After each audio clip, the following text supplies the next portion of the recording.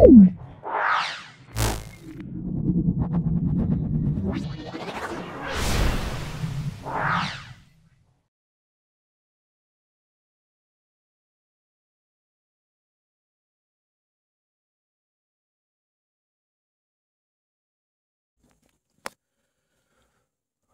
আমরা 3 নম্বর স্কুলটা গোড়াবাজার আইসি ইনস্টিটিউশন দেখো সলভ করছি। ক্লাস 9-এর প্রত্যেকটা ছাত্রছাত্রীদের বলবো ভিডিওটা প্রথম থেকে শেষ পর্যন্ত দেখো, অবশ্যই উপকৃত হবে। যদি তোমরা আমার এই ক্লাস থেকে কিছুটা সাহায্য পাও তাহলে আমার ক্লাসটা সফল হবে বলে আমি মনে করব। আমার দিক থেকে যতটা সম্ভব তোমাদের সাহায্য করার চেষ্টা করছি। যদি ভালো লাগে, যদি আমার প্রয়াসটাকে তোমাদের ভালো লাগে, একটা লাইক করবে। যারা চ্যানেলটাকে সাবস্ক্রাইব করোনি চ্যানেলটাকে সাবস্ক্রাইব করবে, বেল বাটনে অবশ্যই ক্লিক করে রাখবে। দেখো চলে আসছি আজকের প্রথম প্রশ্নে, গ্রুপ এ এর প্রথম প্রশ্নে। দেখো, আন্তর্জাতিক bureau of weights and measures এ রক্ষিত 1 কেজি ভরের নীরের চোঙ নির্মিত হয় কি দ্বারা? এখানে দেওয়া আছে পিটিপিডি, পিটিসিআর, পিটিএসএন, এটা পিটিআইআর অর্থাৎ প্ল্যাটিনাম ইরিডিয়াম। এটা অপশান ডি হবে, প্ল্যাটিনাম এবং ইরিডিয়াম, পিটি প্লাস আইআর। তারপর দেখো, 2 কেজি ভরের ওপর 1 মিটার পার সেকেন্ড স্কোয়ার ত্বরণ উৎপন্ন করতে যে বলের প্রয়োজন, আমরা জানি বল সমান ভর ইন্টু ত্বরণ। তাহলে ভর 2 আছে, ত্বরণ কত 1 দেওয়া আছে, 2 ইন্টু 1 গুণ করলে 2 হবে, তাহলে 2 নিউটন হবে। তাহলে এখানে দেখে না অপশন সি হবে 2 নিউটন। তারপর দেখে নাও, যে ধর্মের জন্য প্রবাহী তার পাশাপাশি অবস্থিত 2টি স্তরের আপেক্ষিক গতির বিরুদ্ধে বাধা দেয় তাকে আমরা সান্দ্রতা, পৃষ্ঠটান, স্থিতিস্থাপকতা, ঘর্ষণ বলি। মনে রাখতে হবে, তরল স্তরের মধ্যে মানে দুটো স্তরের মধ্যে যে বাধা সৃষ্টি করে বা প্রবাহীর মধ্যে তাকে আমরা সান্দ্রতা বলবো, অপশান এ। এসআই পদ্ধতিতে গতিশক্তির একক, অপশান আছে জুল, আর্ক, ওয়াট, নিউটন। মনে রাখতে হবে জুল হলো গতিশক্তির অবশ্যই একক এসআই পদ্ধতিতে, আর্ক হলো সিজিএস পদ্ধতিতে, ওয়াট হলো এসআই পদ্ধতিতে ক্ষমতার একক, আর নিউটন হলো এসআই পদ্ধতিতে বলের একক। তারপর দেখো, জলের আপেক্ষিক তাপের মান হলো আমরা এসআই পদ্ধতিতে বলবো, সেটা অবশ্যই আমরা বলবো 4200। যে কম্পাঙ্কের তরঙ্গ আমাদের কাছে শ্রুতিগ্রাহ্য নয়, 20 থেকে 20 কিলোহার্টজ এর মধ্যে শ্রুতি আমরা শুনতে পাই। 20 থেকে 20 হার্টজ থেকে 20 কিলোহার্টজের মধ্যে আমরা শব্দ শুনতে পাই। তাহলে এটা শুনতে পাবো, এটাও শুনতে পাবো, এটা এরপর দেখো এটাও শুনতে পাবো, কিন্তু এটা 20,000-এর বেশি, তাহলে আমরা অপশান ডি আমরা পাবো। কোনো মৌলের পরমাণুর ইলেকট্রন বিন্যাসের সবচেয়ে বাইরের কক্ষে ঠিক আগের কক্ষ, তাহলে সবচেয়ে বাইরের কক্ষে ঠিক আগের কক্ষ, সবচেয়ে বাইরে কত থাকবে? সবচেয়ে বাইরে 8টা থাকে, মানে তাহলে তার বাইরে কটা হবে? অবশ্যই 2টো হবে। তাহলে কোনো পরমাণুর ইলেকট্রন বিন্যাসের সবচেয়ে বাইরের কক্ষে ঠিক আগের কক্ষে আমরা কটা ইলেকট্রন বলবো? সেটা অবশ্যই আমরা বলবো 2টো থাকবে, অপশান বি বলবো।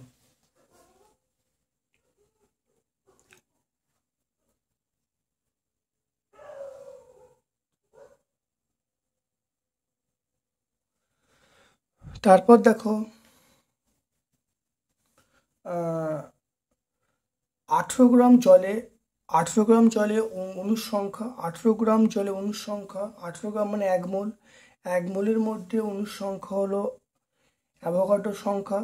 তাহলে এখানে অ্যাভোগাড্রোর সংখ্যা হলো এইটা, 6.022 × 10⁻23।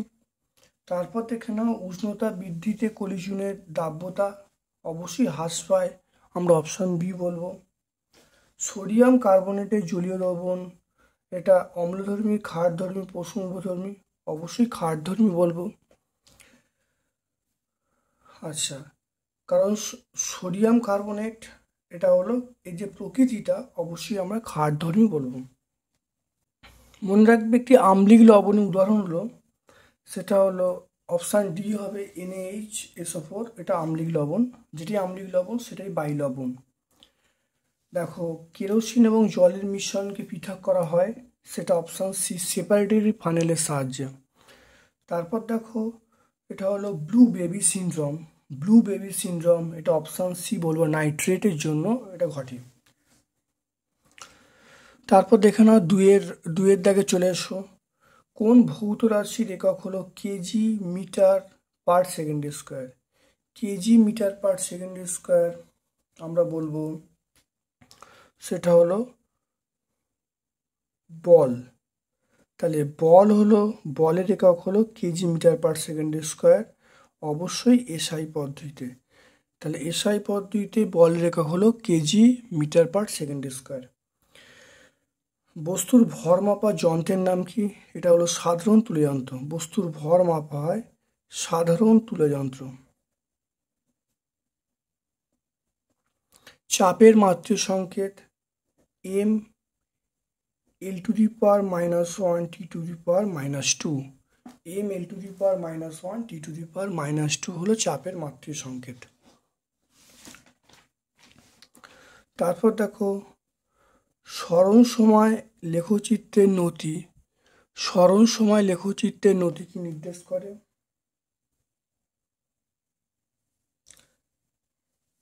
এটা আমরা বলবো তাৎক্ষণিক বেগ বলবো। তাৎক্ষণিক বেগ, শুধু বেগ বললে হবে, তাৎক্ষণিক বেগ নির্দেশ করে, শুধু বেগ বললে হবে। সিজিএস পদ্ধতিতে অবাধে পতনশীল বস্তুর অভিকর্ষ ত্বরণের মান ওটা 0 হবে। স্থিতিস্থাপক সীমার মধ্যে ড্যাশ বিক্রির সমানুপাতিক, এটা হলো পীড়ন। কারণ হুকের সূত্র তাই বলছে, হুকের সূত্র বলে স্থিতিস্থাপক সীমার মধ্যে পীড়ন ও বিকৃতি পরস্পর সমানুপাতিক, এখানে পীড়ন বলবো। তারপর প্রযুক্ত বলের অভিমুখ এবং বলের প্রয়োগবিন্দু অভিমুখ পরস্পর লম্ব হলে প্রযুক্ত বল কোনো কাজ করে না, কার্যের পরিমাণ আমরা 0 বলবো। তারপর দেখো সত্য মিথ্যা বলতে বলছি, অবাধে পতনশীল বস্তু যান্ত্রিক শক্তি নিত্য সূত্র মেনে চলে, এটা সত্য হবে। 0 সেন্টিগ্রেড তাপমাত্রায় 1 গ্রাম বরফকে গলিয়ে 0 সেন্টিগ্রেড তাপমাত্রায় 1 গ্রাম জলে পরিণত করতে কত ক্যালোরির তাপের প্রয়োজন? দেখে নাও। এটা হলো আমরা দেখে নাও, এটা দেখে নাও 8-এরটা, 1-এর দাগের 8-এরটা দেখে নাও। তাহলে প্রয়োজনীয় তাপ কত? প্রয়োজনীয় তাপ আমরা বলবো কিউ সমান ml বলবো। তাহলে m মানে 1, l মানে 80, তাহলে 80 ক্যালোরি হবে। কিন্তু এখানে জুলে বলতে বলেছে, তাহলে জুলে বলতে বলে তাহলে 1 ক্যালোরি সমান 4.2 জুল। তাহলে এটা করলে কত হবে? জুল। তাহলে অ্যান্সার হবে 336 জুল। তাহলে এখানে হবে কত? 336। তারপর দেখো সিজিএস পদ্ধতিতে তাপের যান্ত্রিক তুল্যাঙ্কের মান, এটা হল 4.2 × 10⁻7 আর্ক পার ক্যালোরি। তাহলে 4.2 × 10⁻7 আর্ক পার ক্যালোরি। তারপর দেখে নাও 10-এরটা শব্দের বেগ বলা আছে, কম্পাঙ্ক বলা আছে, তরঙ্গের কত হবে? দেখে নাও 10-এরটা শব্দের বেগ বলা আছে 330 মিটার পার সেকেন্ড, কম্পাঙ্ক বলা আছে, কম্পাঙ্ক হলো 300 হার্জ বলা আছে। তাহলে ভি সমান n ল্যামডা, তাহলে ল্যামডার মান আমি পেয়ে গেলাম v/n। তাহলে ভি এর মান 330 আর n এর মান আমরা 300 বলবো, এম এর মান 300, এগুলো কেটে গেল। এটা 1.1, তাহলে 1.1 মিটার, তাহলে 1.1 মিটার।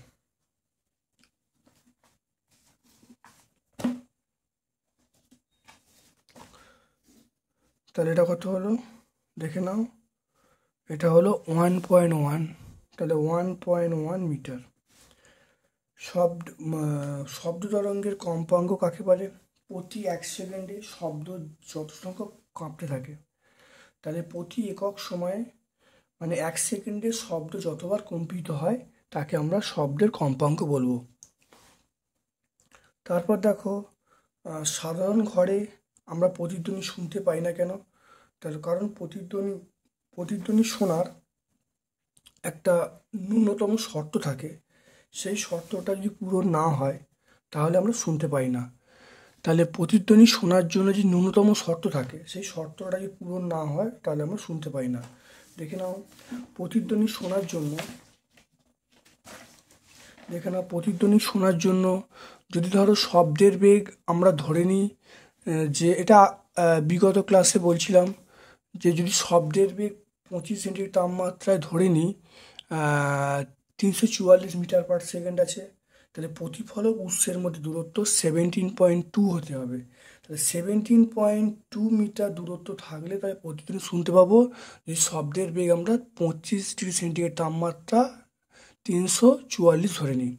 আর যদি আমরা ধরে নিই যে শব্দের বেগ আছে 332 মিটার পার সেকেন্ড, তাহলে শ্রোতা এবং অর্থাৎ তাহলে যে মিনিমাম ডিস্টেন্সটা হবে সেটা 16.6। তাহলে যদি শব্দের বেগ 332 ধরে নেওয়া হয়, তখন দূরত্ব হওয়া প্রয়োজন সেটা 16.6। আর 25 সেন্টি তাপমাত্রায় শব্দের বেগ 344 হলে তাহলে আমরা বলবো 17.2 মিটার হওয়া প্রয়োজন। এই দূরত্বের কম থাকলে তাহলে আমরা কিন্তু প্রতিধ্বনি শুনতে পাবো না। তাহলে তোমরা এই দুটোর মধ্যে যে কোনো একটা মান লিখবে। যদি এই মানটা লেখো তাহলে তাপমাত্রা উল্লেখ করবে, আর এই মানটা লিখলে তাহলে ল্যাপ্লাস একটা বিজ্ঞানীর নাম উল্লেখ করবে। তাহলে এটা লিখবে, এত হওয়া প্রয়োজন, ব্যাকেটে তাপমাত্রা হলো 25 সেন্টি তাপমাত্রায় শব্দের বেগ এত, এটা লিখতে হবে। কিন্তু উত্তরটা লিখবে, উত্তরে লেখার সময় ব্যাকেটে এই কথা দুটো লিখবে। আর যদি এই উত্তরটা লেখো তাহলে তোমাদের বলবো যে ল্যাপ্লাসের মত অনুসারে শব্দের বেগ এটা উল্লেখ করতে হবে, তবে কিন্তু তোমরা নাম্বার পাবে, এটা মনে রাখবে। তারপর দেখে নাও এমন একটি মৌলের নাম করো যার পারমাণবিক সংখ্যা ভর সংখ্যা সমান। এটা দেখো এই 1H1 অর্থাৎ সাধারণ হাইড্রোজেনের দেখো ভর সংখ্যা এবং পারমাণবিক সংখ্যা সমান 1H1। তারপর দেখো বলা আছে কোনো পরমাণুতে কোন বল প্রোটন ও নিউট্রনকে আকর্ষণ করে থাকে বা একে ধরে রাখে, এটা আমরা বলবো, এই উত্তরটা হবে নিউক্লিয়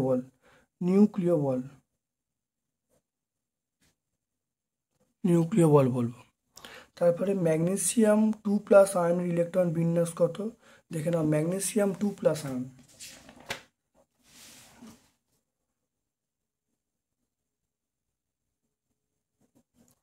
তাহলে ম্যাগনেসিয়াম Mg2+, মানে এর দেখো 12-2 মানে 10 বলবো। তার ইলেকট্রন বিন্যাস তাহলে কত হবে? 2n² অনুসারে, তাহলে প্রথম কক্ষে 2টো, তারপরে কক্ষে 8টা, তাহলে এটা হলো ইলেকট্রন বিন্যাস।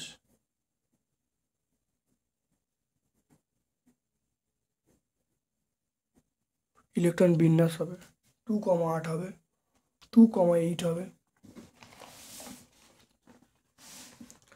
তারপরে দেখো এনটিপিতে 5.6 লিটার অনুর এনটিপিতে 5.6 লিটার গ্যাসের অণুর সংখ্যা কত? দেখে নাও,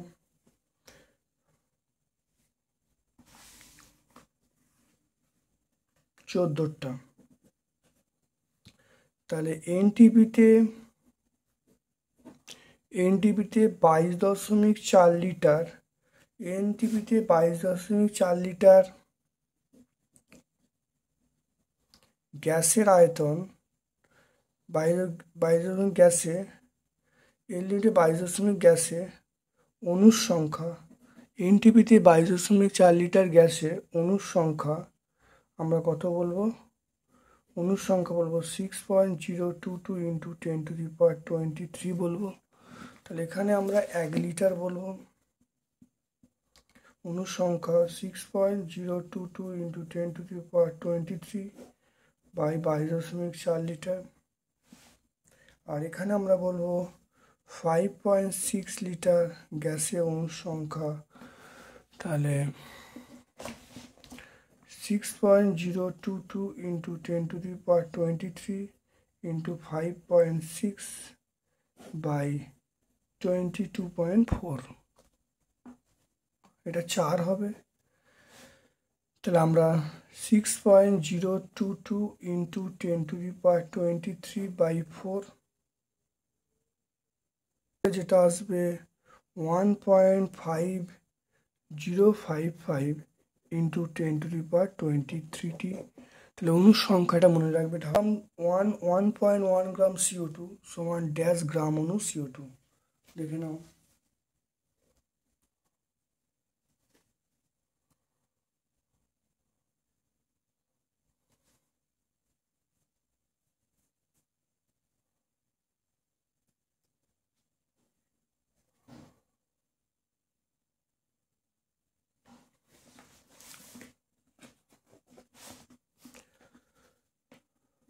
পনেরোটা দেখে নাও। তাহলে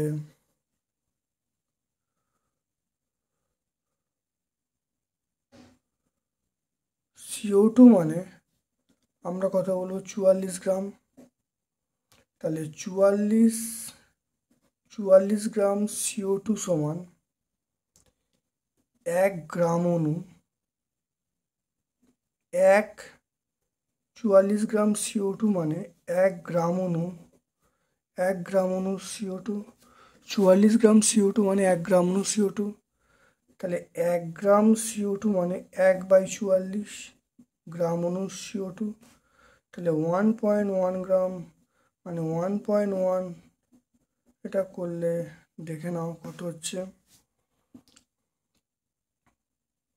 তাহলে 11 বাই, এটা আমরা করব, এটা কাটাকুটি করলে 4 হবে।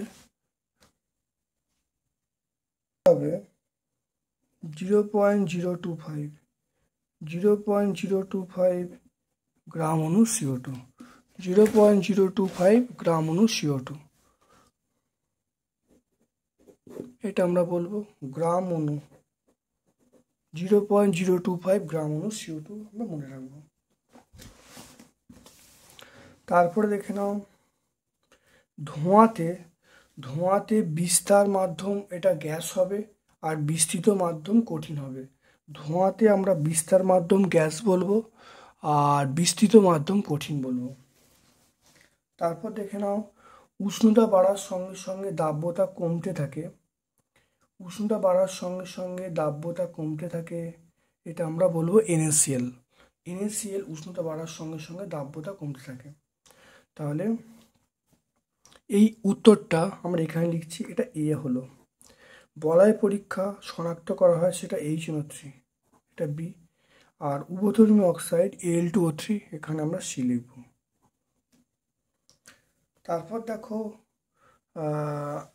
তারপর দেখো যে পাতন এবং আংশিক পাতনের মধ্যে পার্থক্য লিখতে বলছে। তাহলে পাতন এবং আংশিক পাতনের মধ্যে পার্থক্য হলো, মনে রাখবে পাতনের ক্ষেত্রে তোমরা তরলে দ্রবীভূত কঠিন পদার্থের মিশ্রণ থেকে উপাদান পৃথক করা হয়। পাতনের ক্ষেত্রে আমরা বলি যে তরলে দ্রবীভূত কঠিন পদার্থের মিশ্রণ থেকে উপাদান পৃথক করা হয়। আর আংশিক পাতনে মানে পরস্পরে মিশে থাকবে দুটি তরলের মিশ্রণকে পৃথক করা হয়। তাহলে পাতনের ক্ষেত্রে আমরা তরলে দ্রবীভূত কঠিন পদার্থের মিশ্রণ থেকে উপাদান পৃথক করি, আর আংশিক পাতনে মানে দুটো তরলকে পৃথক করা হয়। ঠিক আছে, এটা মনে রাখতে হবে। যেমন আমি যদি ব্যাপারটা উদাহরণ দিয়ে একটু বুঝে নিই, তাহলে পাতনের ক্ষেত্রে আমরা কি বলবো, যেমন মানে লবণ থেকে লবণ জল থেকে মানে জলে লবণ মেশানো আছে, তাই লবণ জল থেকে লবণকে আলাদা, চিনির জল থেকে চিনিকে আলাদা করা, এগুলো হলো পাতনের ক্ষেত্রে। আর আংশিক পাতন মানে হলো জল এবং ইথাইল অ্যালকোহলের মিশ্রণ আছে বা ক্লোরোফর্ম এবং জলের মিশ্রণ আছে, এগুলো পৃথক করা। তাহলে এটা অবশ্যই তোমরা যেটা বললুম অবশ্যই বুঝতে পেরেছো।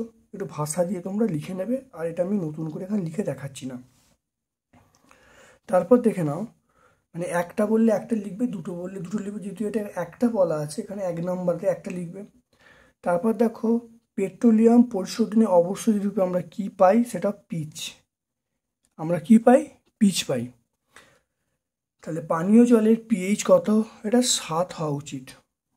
তারপরে জলে কোন হ্যালোজেন মৌল যোগ করলে জীবাণুমুক্ত হয়?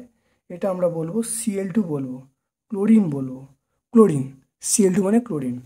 আর ইউটিফিকেশন কি?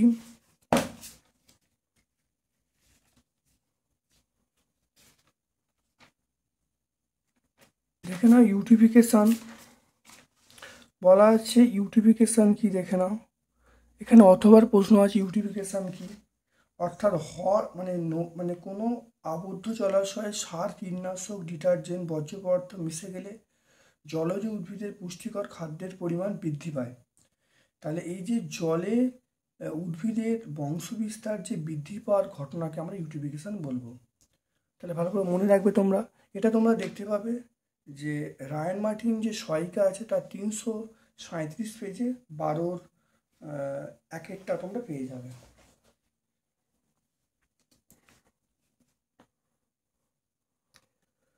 তাহলে ইউটিফিকেশন হয়ে গেল। তারপর দেখে নাও, এটা হলো 3-এর দাগের একটা, 3-এর দাগের একটা সাধারণ তুল্যায়ন্ত্রের সুবিদিতা। এটা আমরা দেখব পেজ নাম্বার 27, 2-এর দাগের 3-এরটা আমরা পেয়ে যাবো। পেজ নাম্বার 27, 2-এর দাগের 3-এরটা। নিউটনের দ্বিতীয় গতিসূত্র বিবৃত করতে বলছে, এটা পেজ নাম্বার 74, 2-এর দাগের একটা। বন্দুক থেকে গুলি ছুঁড়লে পেছনে ধাক্কা খায় কেন? এটা আমরা পেয়ে যাবো পেজ নাম্বার 95, 1-এর দাগের একটা। তারপর দেখো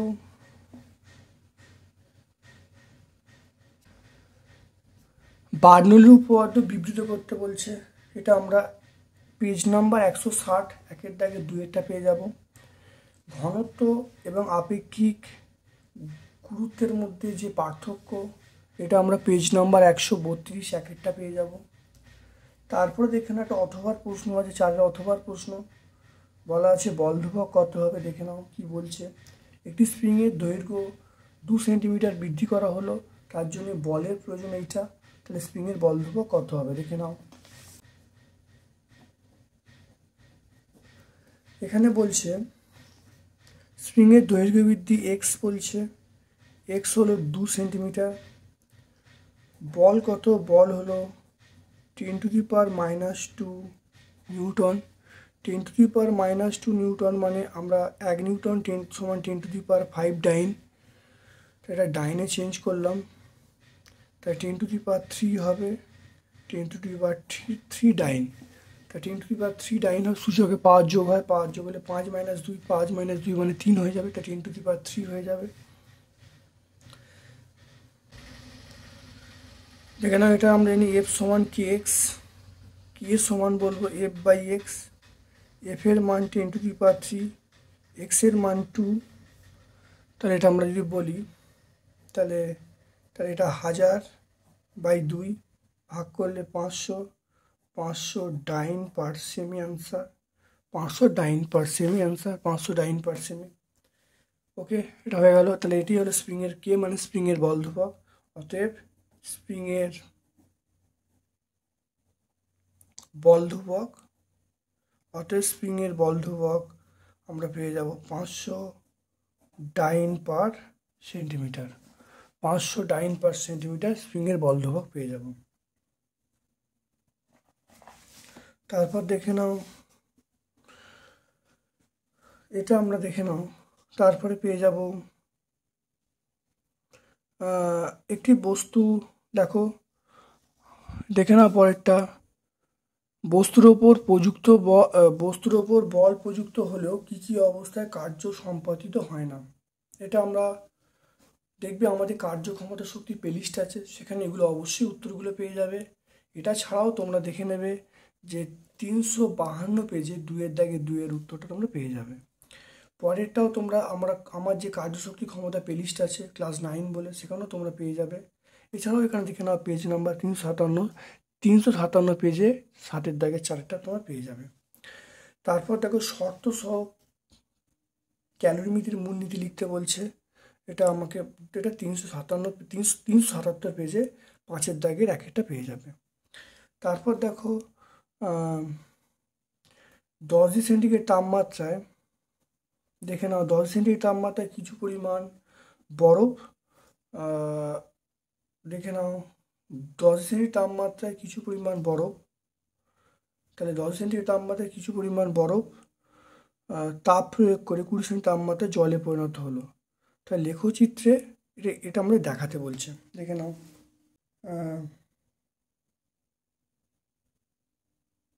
398 পেজে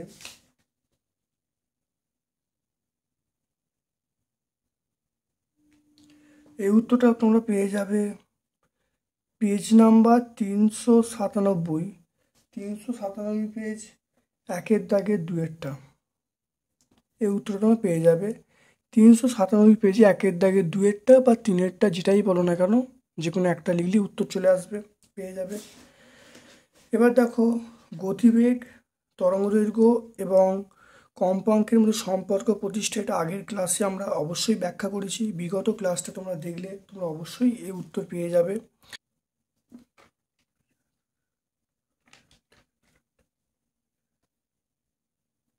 তাহলে এটা দেখো পেজ নাম্বার 413 6-2টা পেয়ে যাব। তারপরে দেখে নাও এই অঙ্কটা স্বামীজি শব্দটির প্রতিধ্বনি শুনতে হলে প্রতিফলক এবং উৎসের মধ্যে কত দূরত্ব রাখতে হবে। দেখে নাও এটা হলো, দেখো করছি, দেখে নাও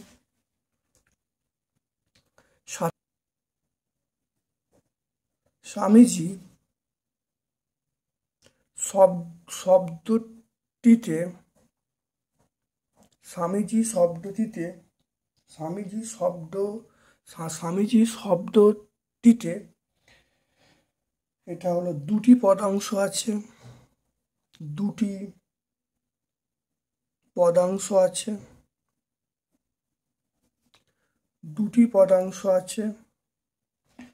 পদাংশ বলতে একটা হলো স্বামী আর একটা হলো জি। তাহলে দুটো পদাংশ, একটা স্বামী একটা জি। তাহলে আমরা বলবো শব্দটি দ্বিমাত্রিক। শব্দটা কি বলবো? শব্দটা দ্বিমাত্রিক। তাহলে দ্বিমাত্রিক শব্দের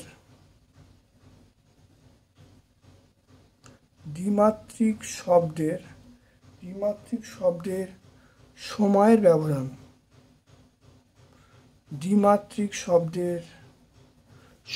ব্যবধান, সেটা আমরা কত 2 × 1/5, তাহলে 2/5 সেকেন্ড, এটা আমরা বলবো।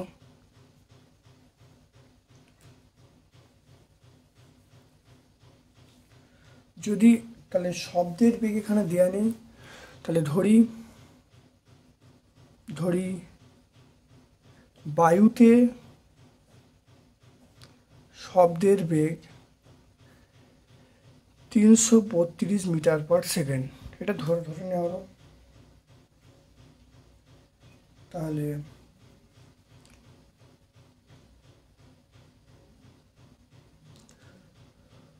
তাহলে উৎস এবং প্রতিফলক, উৎস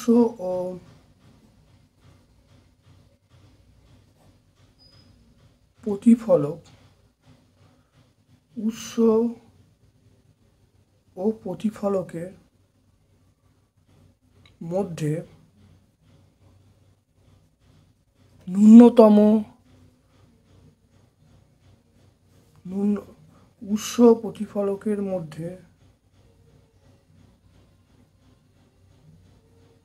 ন্যূনতম দূরত্ব তাহলে কত বলবো, 332 ইন্টু 2/5/2 ভাগ করলে যেটা আসবে 66.4 মিটার।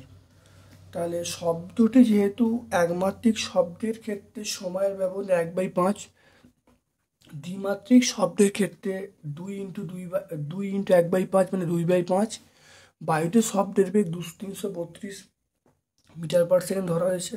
উৎস থেকে প্রতিফলকের দূরত্ব মানে মানে এইটার সঙ্গে 2/5 গুণ করা হয়েছে। তাহলে এবারে শুধুমাত্র যাওয়া মানে উৎস থেকে প্রতিফলকের দূরত্ব বার করার জন্য আমরা 2 দিয়ে ভাগ করব। তাহলে এইটা হলো টোটাল ডিস্টেন্স পাওয়া গেল, তাকে 2 দিয়ে ভাগ করলে উৎস এবং প্রতিফলকের মধ্যে ন্যূনতম দূরত্ব পাওয়া যাবে, সেটা হলো 66.4 মিটার। তারপর দেখে নাও, আমরা পেয়ে যাব আইসোটোন কাকে বলে, এর উদাহরণ। এটা দেখবে পেজ নাম্বার 189-এ 16 1-এরটা পেয়ে যাবে। তারপরে আমরা দেখো চলে আসছি এইটা, 40 সেন্টিগ্রেড তাপমাত্রায় পটাশিয়াম নাইট্রেটের দাব্যতা 65 বলতে কি বোঝায়। এটা আমরা 246 পেজে 11-2-এরটা পেয়ে যাব, শুধু মানগুলো একটু অন্য আছে। এখানে মানগুলো এই মান আলাদা আছে, সেই তাপমাত্রার জায়গায় একটু চেঞ্জ করলে দিয়ে উত্তর চলে আসবে। তারপর দেখো সম্পৃক্ত দ্রবণকে অসম্পৃক্ত করার দুটো কৌশল, সেটা তোমরা পেয়ে যাবে পেজ নাম্বার 147 থেকে 147 পেজে 14-4-এরটা পেয়ে যাবে। তারপর দেখে নাও অ্যালুমিনিয়াম চূর্ণের সঙ্গে NaOH বিক্রিয়া করলে কি ঘটবে। অ্যালুমিনিয়াম চূর্ণের সঙ্গে NaOH মিশিয়ে উত্তপ্ত করলে কি ঘটবে, এটা আমরা আগের ক্লাসে করেছিলাম। দেখো পেজ নাম্বার 283 14-5, এটা আমরা পেয়ে যাব পেজ নাম্বার 283 14-5 আমরা পেয়ে যাব।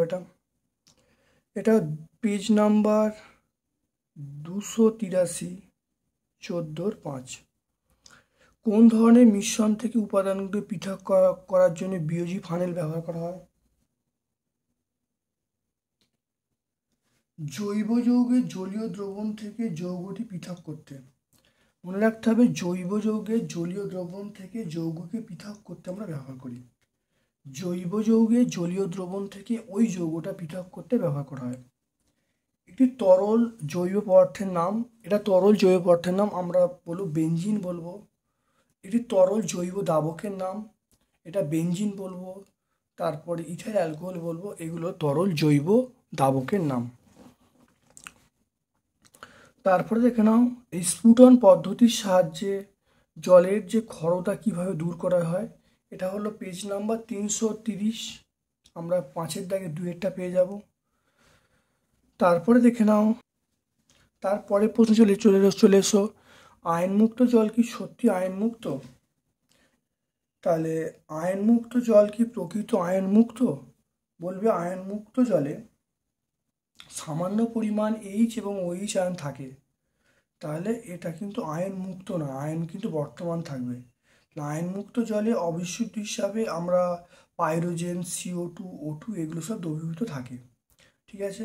তাহলে আয়নমুক্ত জলে সামান্য H+ এবং OH- আয়ন থাকে, তাহলে আয়নমুক্ত জল কিন্তু সত্যি কিন্তু মানে আয়নমুক্ত নয়। এটা তোমরা পাবে 345 পেজে পেয়ে যাবে, 345 পেজে এবার পার্থক্য আছে, পার্থক্য তোমরা পেয়ে যাবে। চলে এসো গ্রুপ ডি এর প্রশ্নে, সেটা দেখো এই প্রশ্নের উত্তর তোমরা পেয়ে যাবে। এই যে বীজগাণিতিক পদ্ধতিতে V=U+AT, এটা পেজ নাম্বার 49 6-1-টা পেয়ে যাবে। তারপর দেখো এক ব্যক্তি পূর্ব দিকে 12 মিটার হাঁটার পরে উত্তর দিকে 5 মিটার গেল, তাহলে সরণ কত হবে। সরণ আমরা কত বলবো, এটা 13 মিটার বলবো, সরণ অবশ্যই 13 মিটার। দেখে নাও কি করে হবে।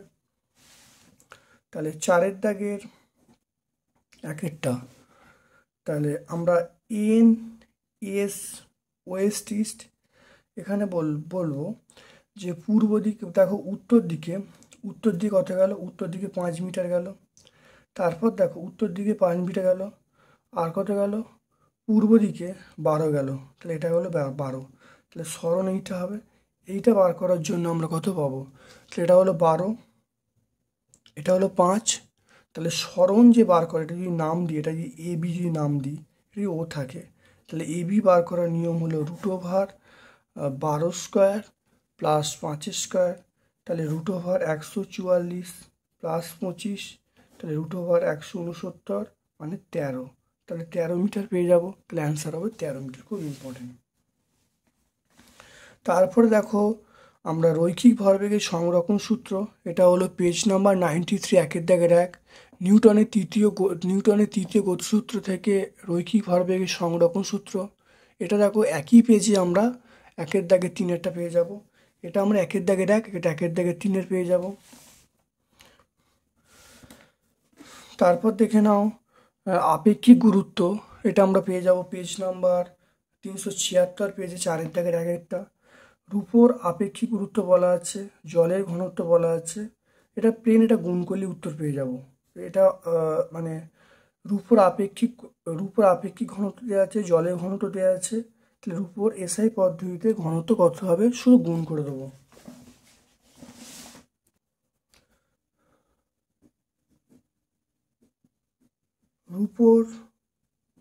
রূপোর ঘনত্ব এটা আমরা বলবো 8 × 10⁻³ 10⁻³ ঘনত্ব হবে kg/m³। তারপর দেখো পরেরটা, তাপ এবং কার্যের তুল্যতা সম্পর্কিত জুলের সূত্র, এটা আমরা পেয়ে যাব পেজ নাম্বার 383 পেজে একের দাগের 2-এরটা। 383 পেজে একের দাগের 2-এরটা পেয়ে যাব। তারপর দেখো একটা অঙ্ক বলা আছে, 4-এর দাগের 2-এরটা একটা অঙ্ক বলা আছে। দেখো ভর বলা আছে 42 কেজি, উচ্চতা বলা আছে 10 মিটার, কত জি এর মান বলা আছে। খুব ভালো করে দেখে নাও। তাহলে ভর এম এর মান বলা আছে 42 কেজি, এম এর মান 42 কেজি, জি এর মান 10 মিটার/সেকেন্ড², জি এর মান 10 মিটার/সেকেন্ড², আর এইচ এর মান বলা আছে 10 মিটার। বস্তুকে মাটির স্পর্শ করলে কি পরিমাণ শক্তি উৎপন্ন হবে?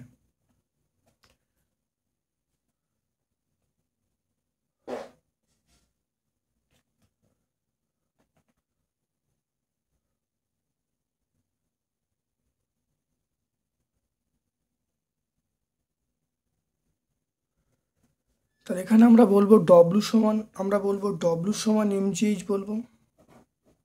তাহলে এম এর মান 42, জি এর মান 10, এটা 10, একক হবে জুল। তাহলে এটা করলে আমরা কত পাবো? দেখো 4200 জুল পেয়ে যাব।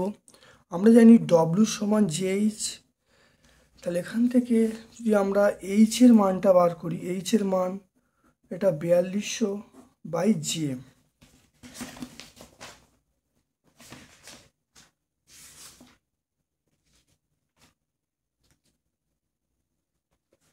এটা আমরা দেখে নাও। তাহলে 4200, জি এর মান 4.2, আমরা বলবো ক্যালোরি বলবো। তাহলে এটা হলো,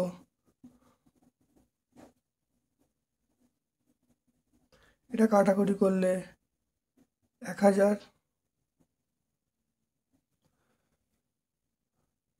এটা কাটাকুটি করলে তাহলে 100 হবে, এটা কাটাকুটি করলে আমরা কত বলবো? 100 হবে। তাহলে আমার টোটাল উত্তর আসবে 100, আর এটা 10 গুণ করলে 1000 ক্যালোরি, তাহলে 10⁻³ ক্যালোরি। দেখে নাও, প্রথমে আমরা বলবো ডব্লু সমান mgh করবো, এম এর মান, জি এর মান, এইচ এর মান বসিয়ে দিয়েছি, ডব্লুর মান জুলে পেয়ে গেলাম। এবার জুলের সূত্র থেকে আমরা জানি ডব্লু সমান জেএইচ। এবার জি এর মান 4.2 জুল/ক্যালোরি, মান বসিয়ে দিলাম, এইচ এর মান পেয়ে গেলাম 10⁻³ ক্যালোরি, অ্যান্সার হয়ে গেল।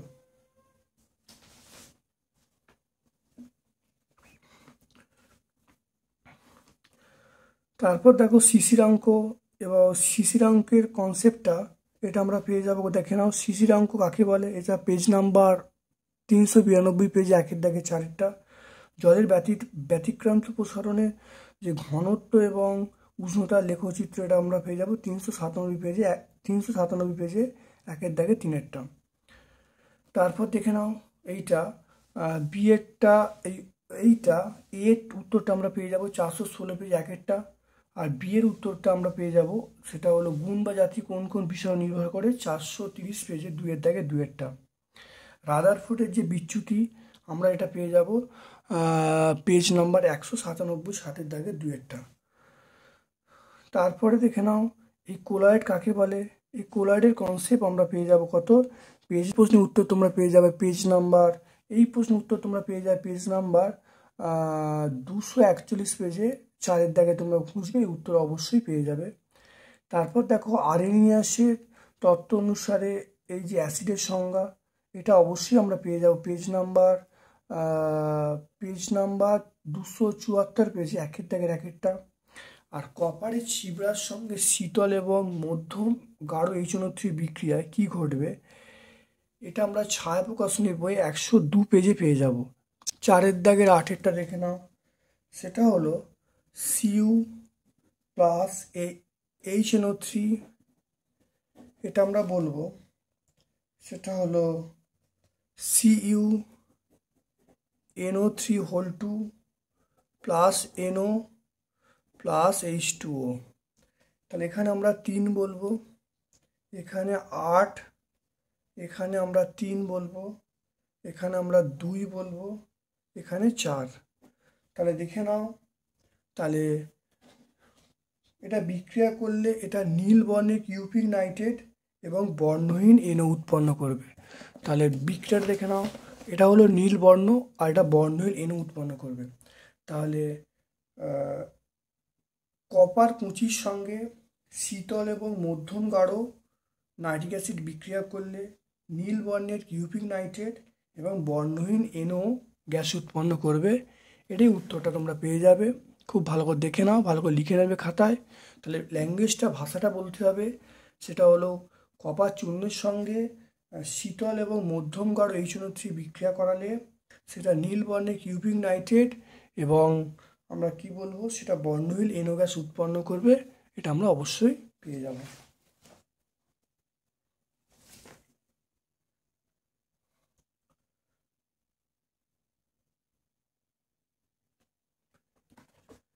তারপরে দেখে নাও আমরা এইটা অথবার প্রশ্ন আছে, দেখো 8-এর অথবার প্রশ্ন, এই উত্তরটা খুব ভালো করে দেখে নাও। উভধর্মী অক্সাইড কাকে বলে উদাহরণ দিতে বলছে, এটা আমরা পেয়ে যাব পেজ নাম্বার 290 পেয়ে যাব 30-এর 1-এরটা। আর ফিনলাফথলিন কোন ধরনের প্রশমন ক্রিয়া ব্যবহার করা হয়, এটা বলো মৃদু অ্যাসিড তীব্র ক্ষার। এটা কোন ধরনের বিক্রিয়া, এটা আমরা বলবো মৃদু অ্যাসিড তীব্র ক্ষার। ঠিক আছে, তাহলে আমরা আজকে এই 3 নম্বর স্কুলটা তার উত্তরগুলো আমরা তার 3 নম্বর স্কুলের আমরা সংক্ষিপ্ত বিবরণ দিলাম। যদি আমার এই ক্ষুদ্র প্রয়াস ক্লাস 9-এর কোনো ছাত্রছাত্রীর সামান্য কিছু অংশ যদি কাজে লাগে, আমি নিজেকে ধন্য বলে মনে করব। যদি ভালো লাগে একটা লাইক করবে, যদি ভালো না লাগে অবশ্যই ডিসলাইক করবে। আর যারা চ্যানেলটাকে সাবস্ক্রাইব করোনি, চ্যানেলটাকে তোমরা সাবস্ক্রাইব করে নেবে। আমার পক্ষ থেকে সকলকে ধন্যবাদ ও শুভকামনা জানিয়ে আজকের মতো ভিডিও শেষ করলাম। Thank you.